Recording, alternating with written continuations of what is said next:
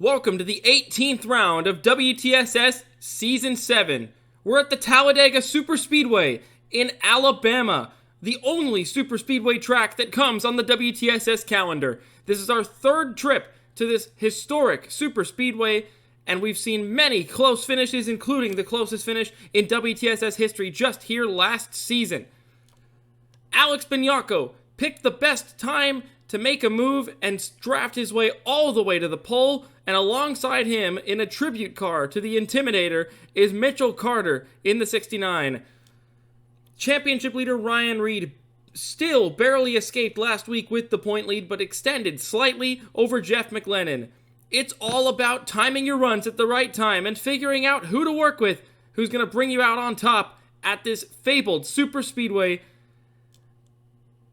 50 laps, 40 drivers, every single one realistically has a shot at this one if they can just get it right. Alex Bignacco's on pole. Let's get to the race. The pace car pulls in. It's going to be 50 laps around this 2.66 mile super speedway. Everybody's going to be drafting foot to the floor for the entirety of the event, and we're green here in Alabama. Alex Bignacco takes the green, but a good jump on the outside lane from Mitchell Carter in the 69 carries him almost to the lead into turn 1 and does! Mitchell Carter leads into turns 1 and 2 at Talladega. It's all going to be about which teams have the most oomph and aerodynamics on that car, engine and aero wise. Who's come the most prepared? Already fanning out 2, 3 wide, not 4 wide yet, but we will absolutely see that later on in the race. I can promise you.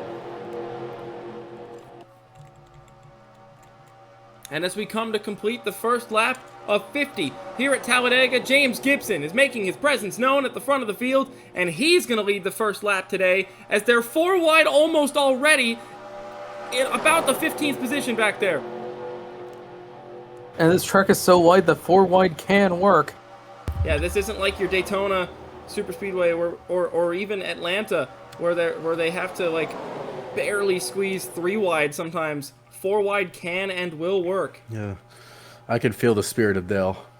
You're going to absolutely start to see some of these teams that have their cars more set up for the short tracks and road courses struggling to find speed today. Although we just said that, and Scott Roush is up to second. But that doesn't mean that crew chiefs don't exist and can't make adjustments to their cars. Roush looks pretty quick. Gibson looks like a complete rocket ship out front, though. Yeah, all the way out, but that's not a great thing. No, if a car comes up that's equal to speed or more speed than the 75, they're absolutely just going to blitz right past him. At the back of the field, we've got a couple cars that really just don't have it today. Jake Stavanaugh might lose the draft before we've even completed the third lap in the 80 car. As you can see, his teammate Ryan Reed peeking to the bottom to crack the top 10 here in the opening laps.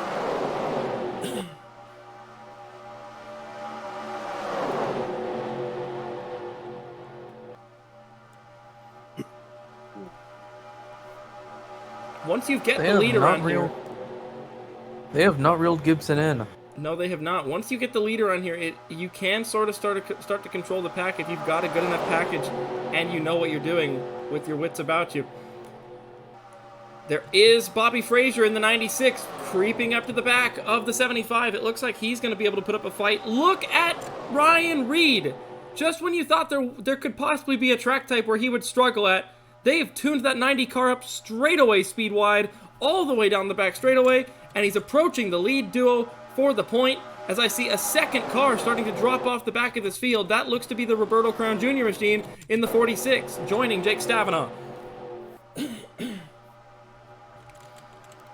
And one thing you're going to see with a car this fast out in front of the field, if nobody usurps the 75 of James Gibson out front, he's going to start to string this pack out, and 3 and 4 wide will just not be viable.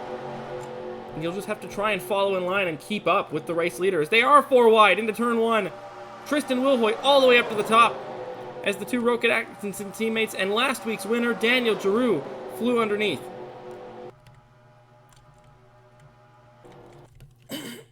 Yeah, you were mentioning that like 3 or 4 way might not be tenable. It looks like it already is up at the front.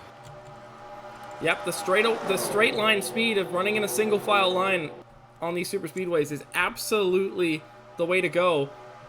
It just is really hard to organize it, but if you've got a car that's leading this group as well as James Gibson is, as Bobby Frazier pulls a risky block on Allison Figueroa, they're nearly 5 wide back here. They settle it to 4, but we are 2 rows of 4 wide, including championship contender Jeff McLennan in the 87 there. Kyle Buschelia up on the top. DJ Curtis, Mitchell Mark, another one of your title contenders, way up on the top. After showing strong speed in qualifying, Allison Figueroa to the bottom on James Gibson. With a push from Brandon Chrasta in the 63. And the 98 takes the point at Talladega. Chris Dodd in the 8. About to lose the draft. He is in a technical alliance with the Roberto Crown Jr. team. I almost wonder if the CJ Racing engineers have completely missed it. The only one up here that is in that fold that is not dropped off is Jeffrey Finguy. It looks like they seem to have figured something out from qualifying to the race. But some people just don't seem to have it. Gibson slots back into line ahead of pseudo teammate Chrasta for that second spot. And here comes Daniel Giroux, your winner at Indianapolis. Top 3 at Michigan. The top line speed for the crew chief and engineers on that number 2 car has shown to be incredibly fast. And Gibson goes back down to the bottom on Figueroa, back for the lead. That 75 car looks mean fast, and it's going to take a lot of work for people to uproot him. But maybe, just maybe, Giroux might be the man to do it. Right up to the bumper immediately, Alex Constantine in the 64 shuffles Chrasta up a lane as Giroux goes for the lead on Gibson.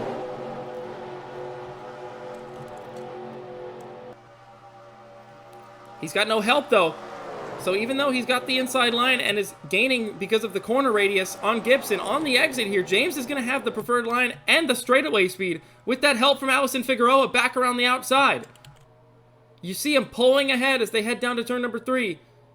Figueroa unable to make inroads any further with Gibson. Other than that push she gave him, it wasn't enough to clear into turn 3. And here comes the cavalry to come help Daniel Giroux on the bottom. It's Elijah Innes being pushed by Ryan Reed, William Duncan, and the 2 Alfa Romeos of Daniel Voiles and Fabio Vitabassa.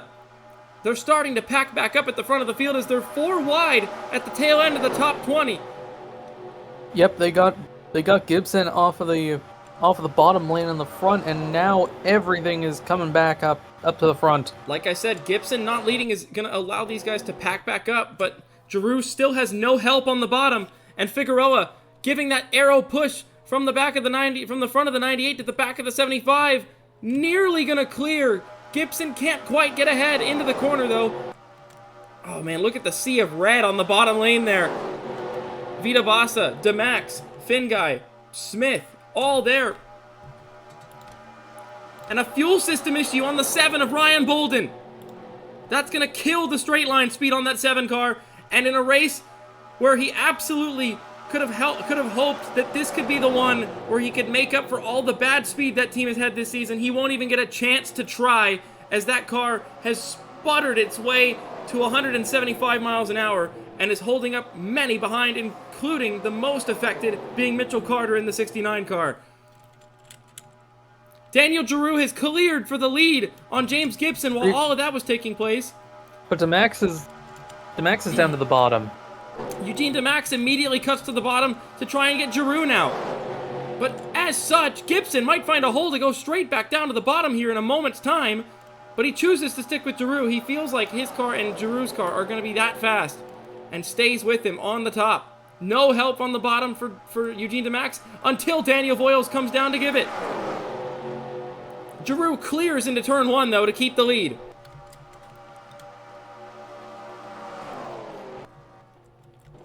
And Bolden, I think, straight into the pits. Yes, he is. I was just about to comment on the 57 of Mark Nutt having lost the draft. Well, because of the Ryan Bolden machine, I believe Hu Ji-yan no longer is a part of this pack, and Kyle Buschelia is in extreme danger of losing the draft as well. As look at the single file line of cars that all got affected by that 7 car sputtering to dead.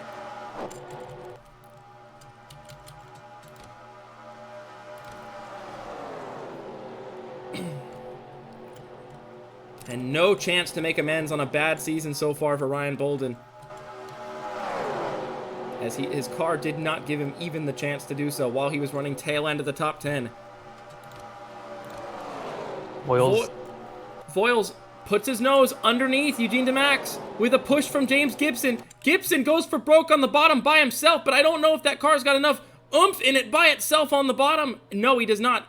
The straight line speed is there, but the help is not. Here comes the Van Dalen cars, Here comes Frazier! Pushing the Van Dalens and then immediately cutting to the bottom. Can Daniel Giroux become the first 3-time winner of this season in just his rookie year? But it looks like the entire field is beginning to gang up on him now. Through the tri-oval. Gibson to the bottom. Oh, there's a car you don't want to see on the bottom lane behind you. It's the man in the 75. The gap he pulled in the opening laps of this race proved that thing is a menace to all the cars around it in terms of straight line speed. And as they head down the back straightaway, I don't even know if it's going to be a competition once they get to the bumper. The 2 car gets right there with him, peeks underneath, like he's standing still into turn 3, and James Gibson on the preferred line with the fastest car in the pack takes the lead back on lap 13 of 50. How about that single? Made it look easy. Made that look elementary there. Yep. How about that single file line of cars that all got affected by the 7 car, and it looks like it is detrimentally affected the second half of this pack, and most of them are going to lose the leaders. Pole sitter Alex Bignacco is not safe either. That would be a huge loss for him after such a strong qualifying lap. And the 81 of Sebastian Van Dalen is reporting that the brake pedal's gone soft and he has to pull to the pits now, or otherwise he's not going to be able to stop for the pits on his way to his pit cycle. And Van Dalen getting out of the way for the safety of the other drivers backs up everybody. And I don't even know if he's going to make it back to the pits. There might be more wrong with that car than just brakes. And the 81 of Sebastian Van Dalen might deny us of a green flag pit cycle later on in the race, because he is coming to a crawling halt into 3 and 4, and that's going to draw a caution in Talladega. Yeah, they had no choice.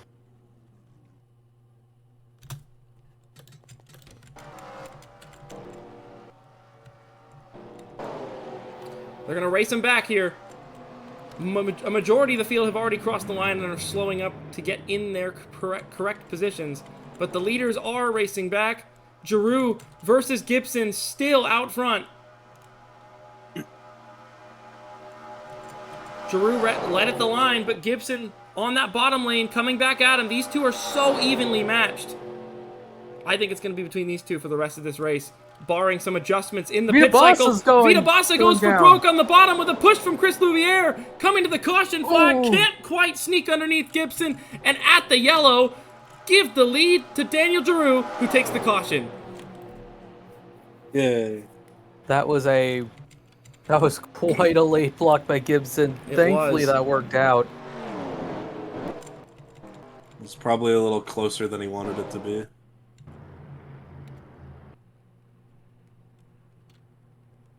Too close.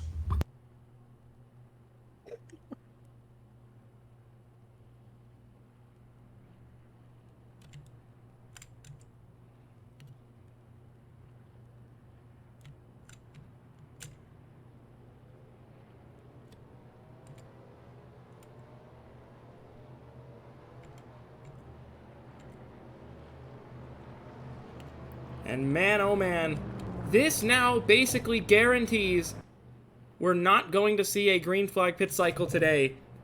It's on the borderline of the fuel window, but I believe, absolutely, without a doubt, that these guys will be able to stretch enough fuel under this caution to be able to get themselves to the end of the race at Talladega. Maybe we'll see 1 or 2 cars run dry coming to the end, but I doubt that we'll see any sort of fuel mileage shenanigans at the end of this race. Everybody is going to be coming in, bar maybe Ryan Bolden.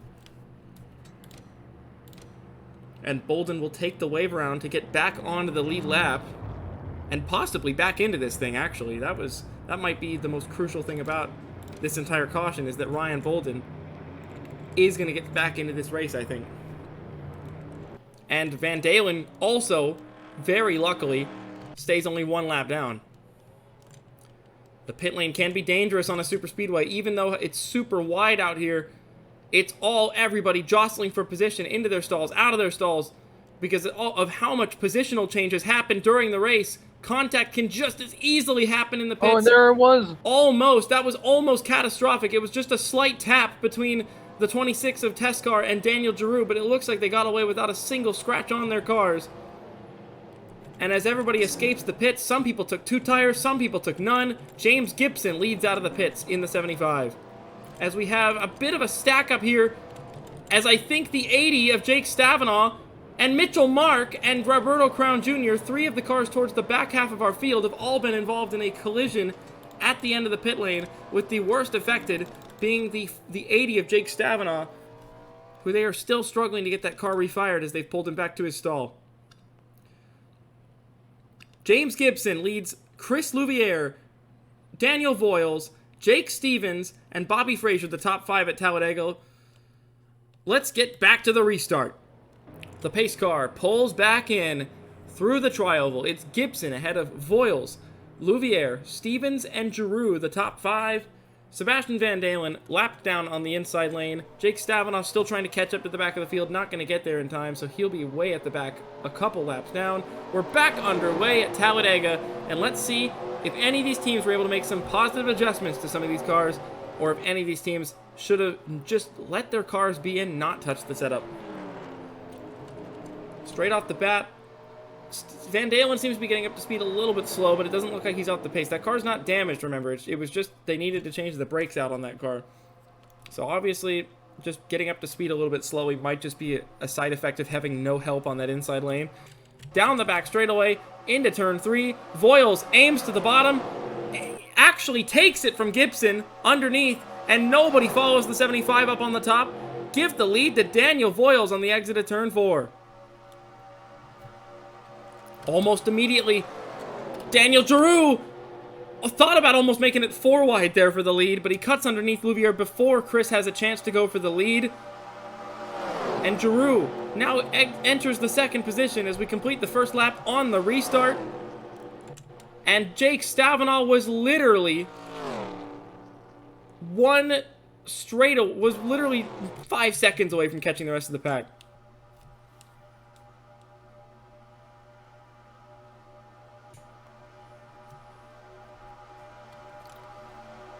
Into turn 3, Chrasta to the bottom with a push from Vita Bassa in the 0-2.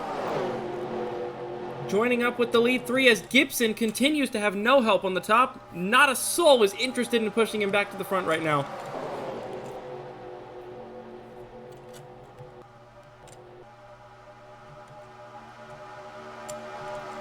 And we have some drivers that have absolutely lost the pack now. Logan Hill in the 11. Ryan Bolden tried as he might, could not get there in time. Flies past Logan Hill like he's sitting still, but he was probably a lap too late to catch up with the back of the field. Yuki Tamura, Chris Dodd, Mitchell Mark, Mark Nutt, Roberto Crown Jr., and of course Jake Stavanaugh. Those are all names that cannot keep up with the pack. Brandon Chrasta in the 63 to the bottom. Oh, Voiles blows the engine right in front of him! And he rejoins the racetrack almost into the side of the 63. He gets down to pit lane without causing an accident. No caution at Talladega, but that could have been an absolute catastrophe. Chris Louviere leads. And now the top 4 are massively in front of everyone. I know, and we're 3, 4, almost 5 wide, trying to get regrouped as everybody had to check up to avoid the 13 car that nearly slid back up onto the racing line while trying to get down to speed on the apron. And Daniel Voiles becomes, I can't believe I'm saying this, the 4th different driver to blow an engine from the race lead in the WTSS in the last 5 races. Down to the bottom, Chrasta goes, this time for real, now without a car in front of him for the lead. Trying to lead gonna have the help though. Chrasta trying to lead for the first time in almost 2 seasons in a WTSS race. But he won't get to this time. Louviere keeps the lead with help from Daniel Giroux. Here comes Ryan Reed, the championship leader! They tried to make it 4 wide for second there. And the 90 does not want to go down without a fight to keep his point lead padded ahead of Jeff McLennan. And Ryan Bolden actually was allowed to catch the pack as a result of everybody checking up, and the 7 car has broke even on the mechanical failure from earlier. You mentioned McLennan. Where is he? He has not been seen all day. Mid-pack, running tail end of the top 15 right now with teammate Tristan Wilhoit. It looks like Maverick Motorsports brought a decent package because McLennan is the worst in 17th of all 4 of those cars. As Chrasta looks down to the bottom for the lead on Chris Louviere, and for the first time since Season 5, Brandon Chrasta will lead a lap in the WTSS.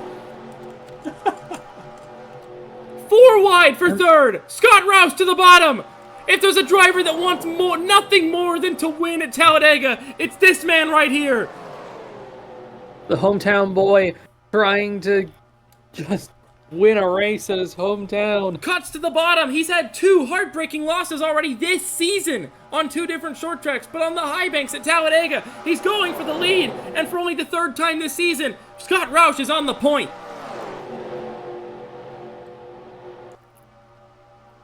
Off of turn 4 we go. To the halfway point this time. It is still up in the air on whether or not everybody can make it on fuel or not, or if it's gonna come down to a battle of fuel mileage. We haven't seen one end in fuel mileage before in the WTSS. We've always had green flag pit cycles here. Gibson tried to get to the back of the 6 and gets uprooted by the 96 of Bobby Frazier, and just as he catches back up to the front of the field, they all work together to stop him from taking the top spot again. No one wants that 75 out front. He is going to have Chrasta right behind him. Alex Constantine goes for broke into the middle lane. And he shuffles the 63 up to the top away from Gibson.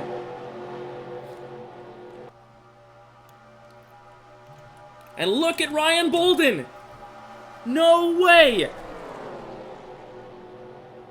Oh, Chris Louviere blows the engine right in front of the pack. And the Maverick engine failure returns after 3 off weeks. And everybody tries to avoid. Oh, no. And Jeff McLennan gets turned by Mitchell Carter. Multiple cars crashing in turns 1 and 2. Oh, it's the big one at Talladega. Everybody trying to find a way through here at the back. And they will. We will not have any plow into this crash. But Jeff McLennan, and he's just tries to get past the accident site. And he can't get up off the apron. And Jeff McLennan, the 2nd in the championship rookie, finds himself out of this race due to the engine failure of his own teammate. And we come back to the caution. Scott Roush is going to lead us back ahead of Sean Angel and William Duncan. But Maverick Motorsports had been a couple weeks away from their last set of heartbreaks, and it's just come back to them with an engine failure once more. They're 15th on the season. The absolute last thing that Maverick needed right now Was a car blowing up from the top 10 and collecting their 2nd in the points rookie driver. Scott Roush, the leader, ahead of Sean Angel, William Duncan, Arnie Nugroho, and Bobby Frazier. Which are we going to see? People coming in for fuel here? And tires, maybe? Or are we going to see people going for broke and saying, I can save enough fuel into this caution, we can make it? This will be the final test as people are getting checked up for the caution, and we have a bit of collisions there. Van Dalen with massive damage. Bolden with Van Dalen already had the damage. Van Dalen already had the damage from the crash. But Ryan Bolden already had damage from that crash as well, but now he has even more on the front of that 7 car, and the comeback is not to be here at Talladega. And the fears of a possible fuel mileage finish have been confirmed as Scott Roush leads the field into the pits to now finally top off with enough fuel to go to the end. Did someone stay out? That is the lapper of Sebastian Van Dalen in the 81, and there's the other lapper of Jake Stavanaugh in the 80. And once we get out of the pits, we'll be able to get a chance to go back and see in detail what happened to bring out the 2nd caution of the race here at Talladega. We saw most of it firsthand in our live shots, but there are more details to be seen. Wow, that was a close call from the 66 of William Duncan. Nearly got hit by the 02 of Fabio Vitabassa, but he swerved past him in the pits to avoid it. Big damage to Jeffrey Finguy in the 92. Out of the pits first remains Scott Roush. And all of the Alabama fans in this crowd, their heart rates just rose a little bit more as he maintains the lead through what should be the last pit stops of the day. Multiple cars. Yeah, there's repairing. no more worries about the fuel. It is simply a dash to the finish. Scott Roush, the leader at Talladega. Sean Angel in second. Elijah Innes, Daniel Giroux, and Allison Figueroa, the top 5. Let's go back and see what happened to bring out the second caution of the day here at this High Bank Superspeedway. And under caution, fresh out of the pits, DJ Curtis in the 54 has just blown a tire and just misses the pit entrance, which means he's going to have to go all the way back around and hope that that thing doesn't shred the car apart. And the 54 car, who chose to take no tires under both pit cycles, that's the dangers right there, especially with a lot of debris from a big accident in turns 1 and 2. Curtis now is going to have to restart from the back of the lead lap. Scott Roush continues to lead at Talladega. Now let's go back and see what happened to bring out the caution for the second time today.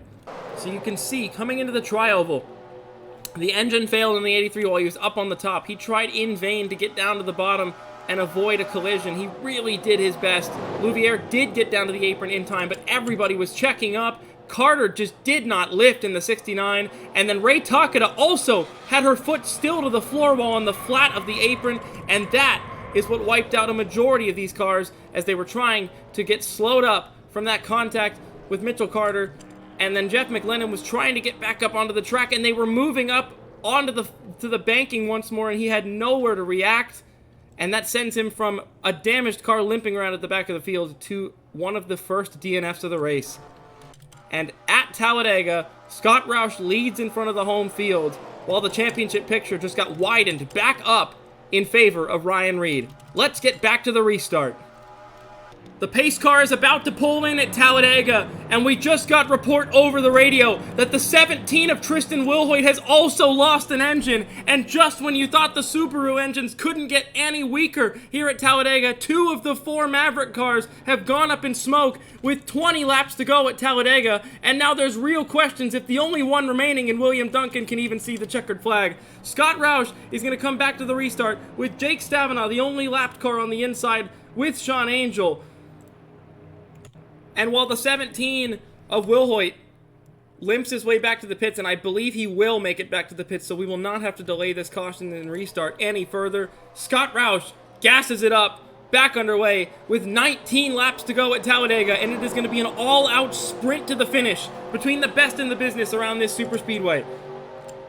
James Gibson decided to take 2 tires under the second caution, unlike the first yellow, so he's got fresh right-side tires on that car, ready to go, as we come through 1 and 2 for the first time and onto the back straightaway. But the question being is, who is going to manage to get past the 80 of Jake Stavinaugh, the best?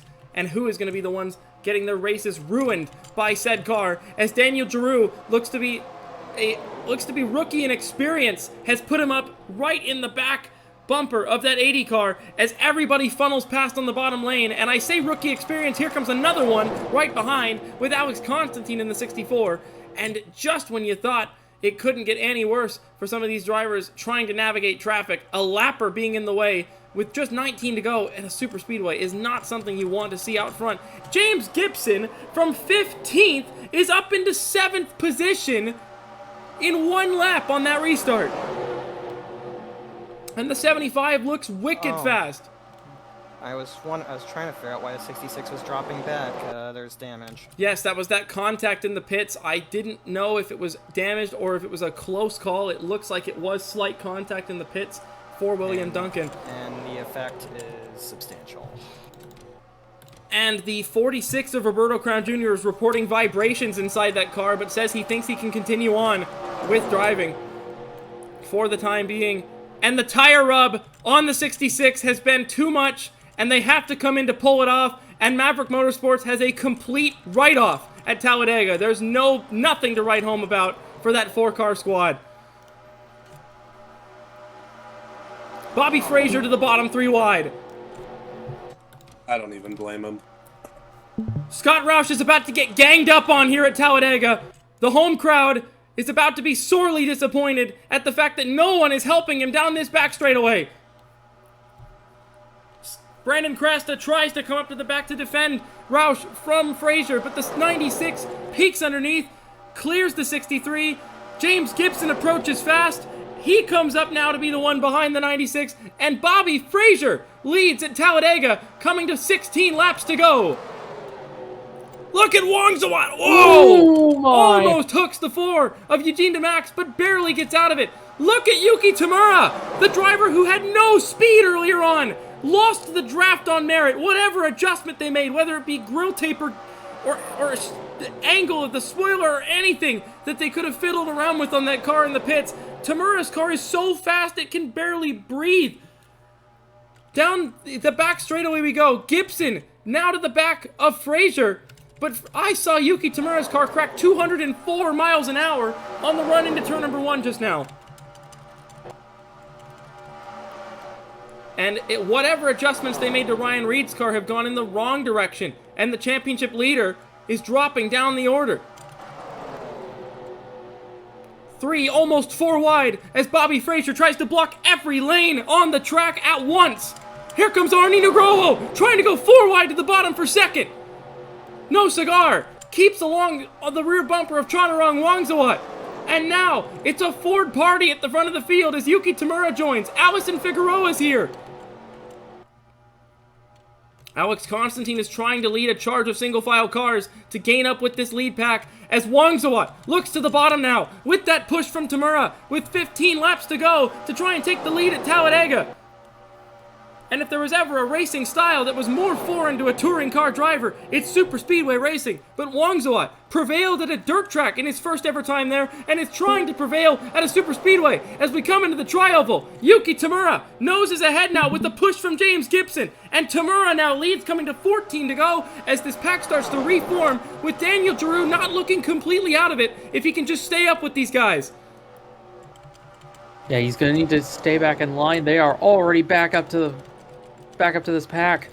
The damage done by Jake Stavanaugh has pushed some of these people out of the pack, including championship leader Ryan Reed, who is now under threat from a damaged car in Jeffrey Finguy. Look at the speed on the 60 of Yuki Tamura. It looks farther of a gap than Gibson was able to pull in the opening running of this race.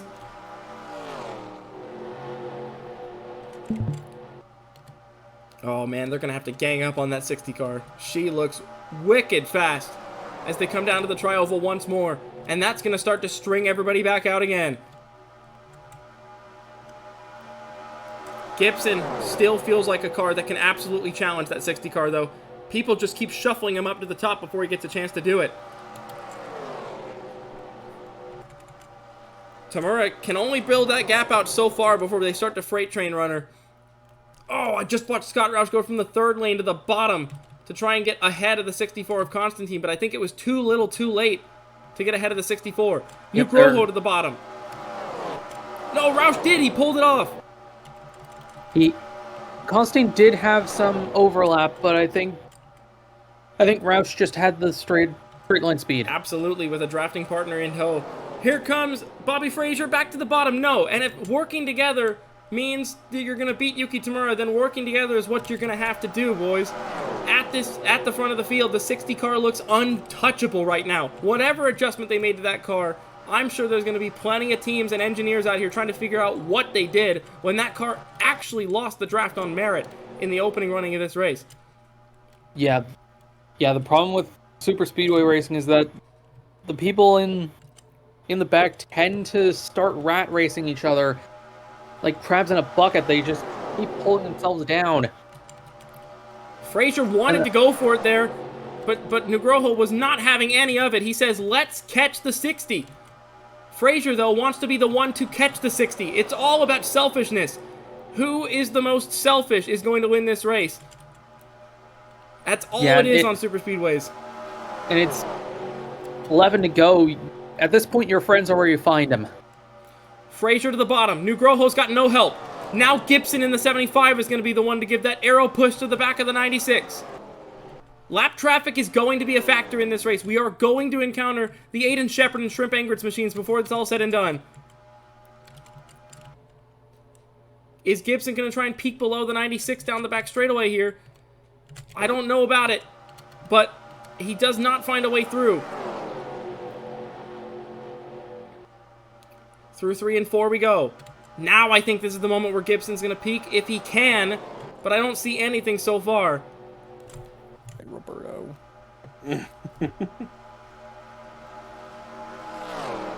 Tamura, still in the lead, into turn number 1. 10 to go now, and it looks like everyone's on the same page now. They're starting to and work they are together. reeling her in. They're reeling her in, but not very fast. That's the thing. That 60 car's so fast that even reeling her in is taking a while to get to. Wongzawat breaks toe. Chrasta follows. Is the 75 no longer the rocket ship that he was at the start? Tamura hit 200 miles an hour by herself just now. Is there even a car in this field that can stop her? Even if they work together for 10 laps straight, is there anyone that can actually do it? Oh man, Chrasta and Wongzawat. You want to talk about somebody desperate to get a result. That 63 car literally has a top 10 from a race where half the field DNF'd. He wants more than that. Are they going to catch Shepard on the back straightaway? Will this be the crucial moment that Yuki Tamura can clear these guys and get away? Or is it going to be a poorly timed in the corner catch? Chrasta goes to the bottom 3 on Frazier and Wongzawat. Banking on the lapper of Shepard not being in the way. Through 3 and 4. Tamura has to lift. Chrasta cuts to the bottom. Can't find anything though. Frazier to the top by himself. All the way around the outside. Bobby Frazier to the lead in Talladega as Tamura and Chrasta go to the bottom. Gibson shuffles Chrasta up right behind the 42 of Shepard. They're 4 wide, clearing the lap car. Everyone's got to be very careful. This could easily turn into a disaster. Yuki Tamura, though, only falls to second place, and she's 5 miles, 6 miles an hour faster than Bobby Frazier coming off the exit of turn number 2. It's not even going to be a contest coming down this back straightaway. She goes to the outside. She doesn't even let there be a defensive measure from the 96, and clears before turn 3. Yuki Tamura takes the lead back with 8 laps to go.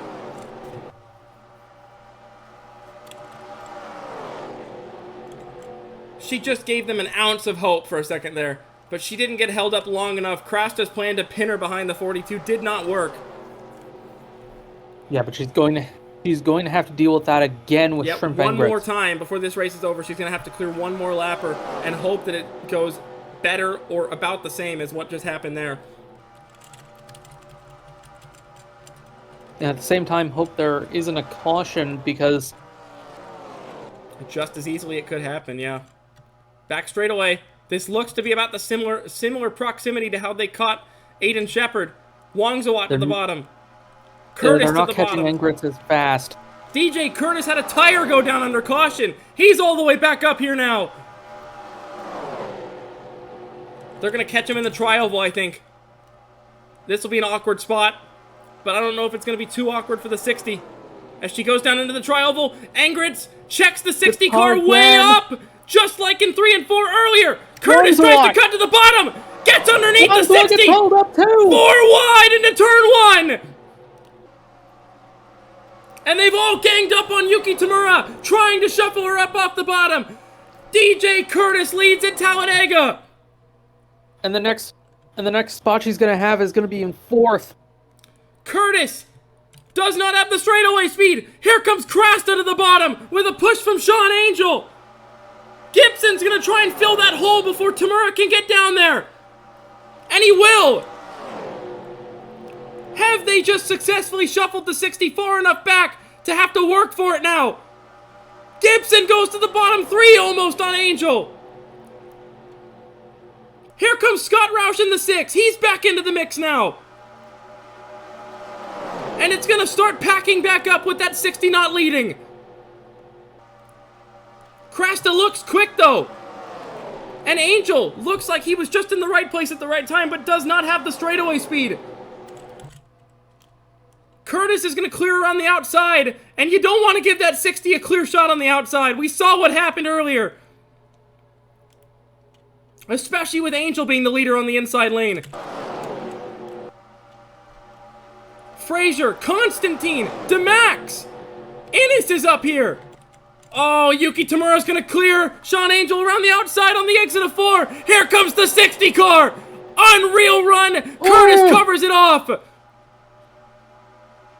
Curtis with a push from Tamura. Nothing he can do about it. Tamura cuts to the bottom. Will she get to the inside of Chrasta before they even get to the corner? Not quite. 4 laps to go for Brandon Chrasta at Talladega. Curtis goes back to the bottom.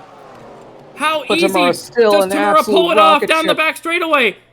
It's like a different racing category. The 60 peeks out a line and just unleashes the afterburners back down the inside of the 63.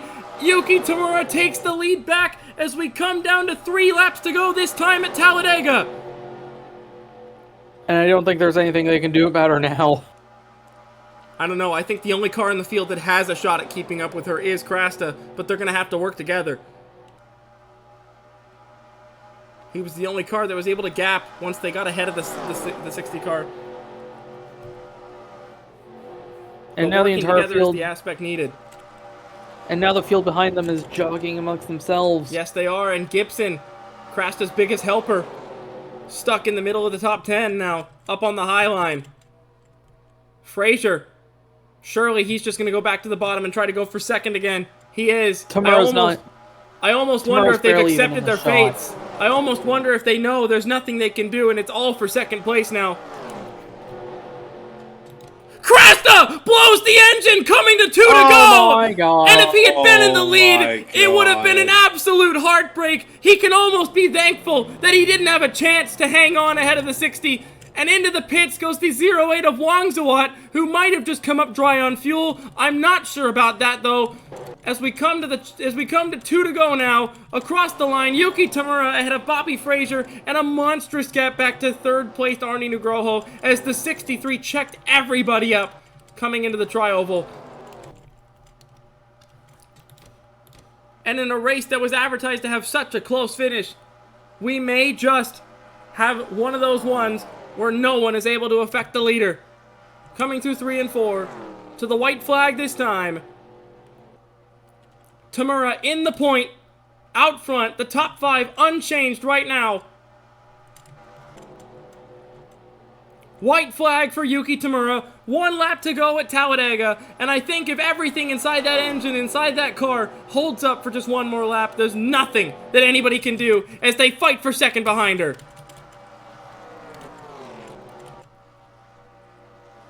Down the back straightaway for the last time. Every single time they were able to successfully uproot her out of the lead, we saw her just absolutely flip a switch inside that car.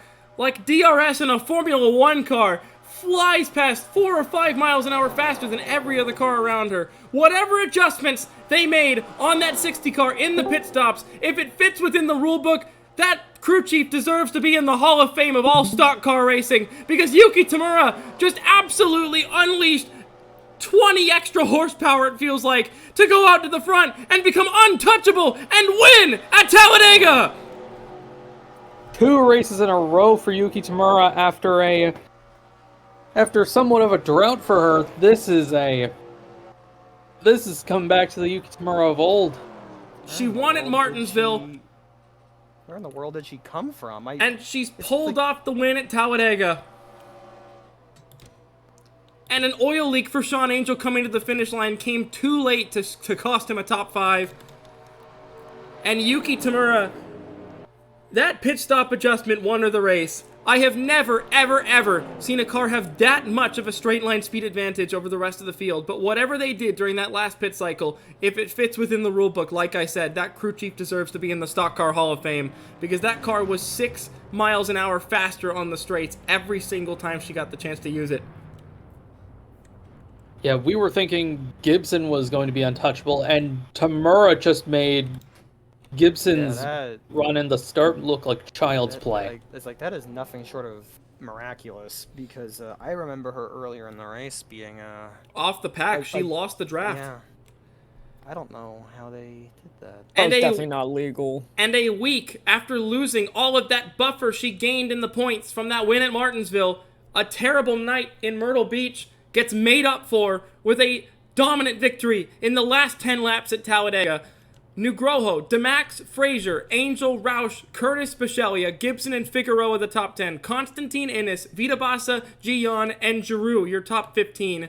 The rest of your running order is as follows, with the DNFs being Chrasta in the final 3 laps, Wilhoit, Bolden, Takeda, Smith, Van Dalen, Louvier, McLennan, Benyako, Carter, and Voiles. It was a crazy race of attrition at Talladega, a crazy mechanical failure fest, but in the end, Yuki Tamura was unbeatable. There was no way they were going to stop her in the end, and the 60 car cruised to victory after the 63 blew up on the run to 2 to go. Congratulations to Yuki Tamura, your winner here at Talladega. We'll see you next race in the Homestead Miami Speedway in Florida.